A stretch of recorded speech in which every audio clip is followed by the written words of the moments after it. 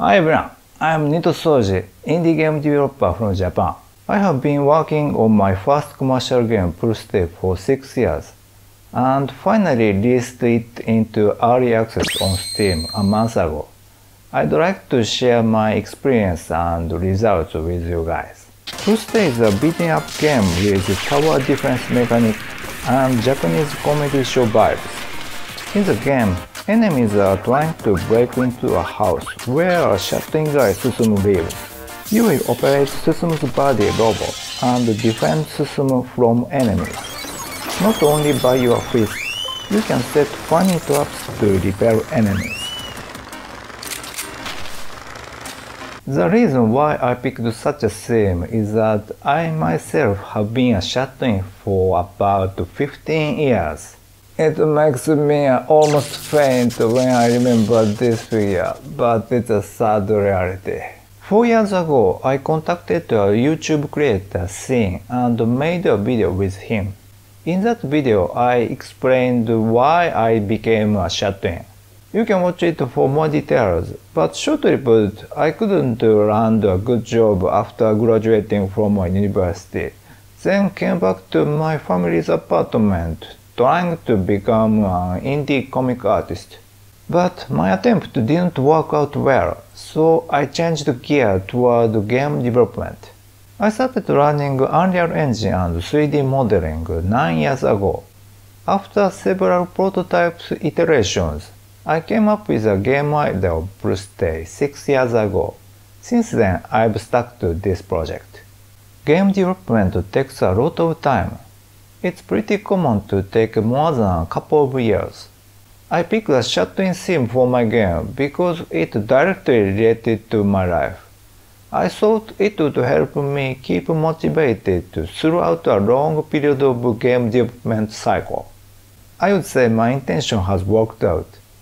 Also, I hoped that the shut-in theme could be a unique selling point in the saturated game market. Omori is a great example of taking inspiration from Hikikomori, which is a Japanese term for shut-in. But I never imagined that Pulse would take more than 6 years, such a long time.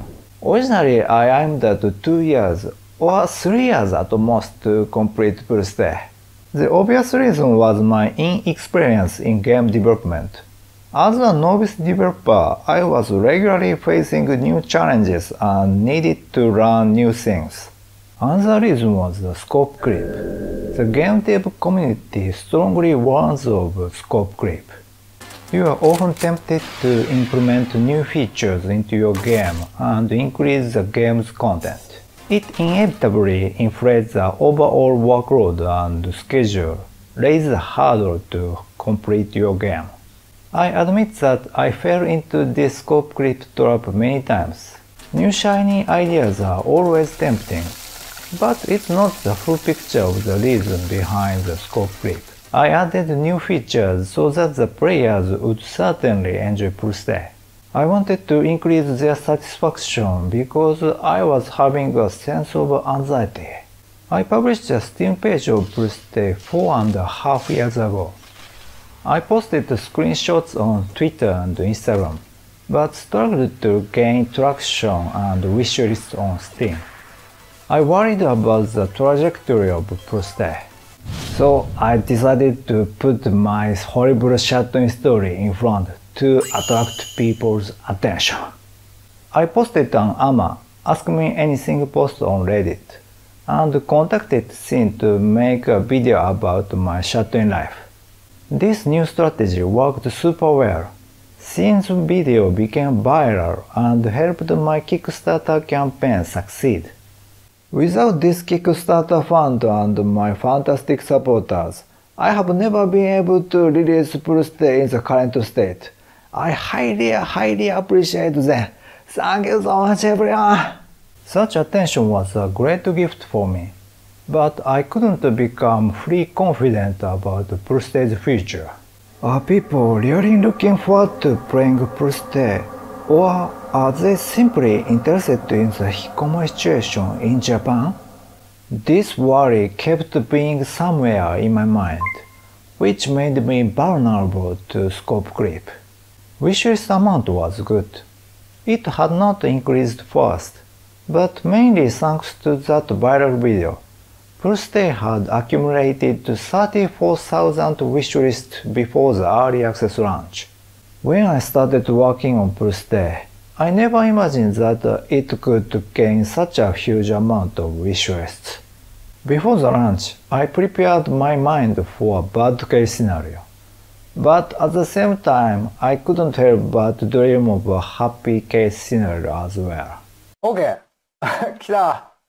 Hey guys, I will push up this button. So please gather your courage to me. Oh, let's push this button. Finally, it's now. You can buy Birthday. Yeah. Finally, it's this moment come. Thank you, everyone. Thank you so much. Thank you so much for your support. It's a long way. As of today, a month after the early access release, Birthday has sold 975 copies in total. Honestly, this figure is worse than my expectations. I'm planning to launch Birthday into 1.0 full release in spring 2025. I think I can keep afloat with the early access revenue until I complete the 1.0 full launch. But some games seem to lose their sales momentum rapidly after the release. It's so scary. To avoid such a situation, I need to sustain traction to Birthday. And that's the reason why I'm making this video. Steam link is in the description.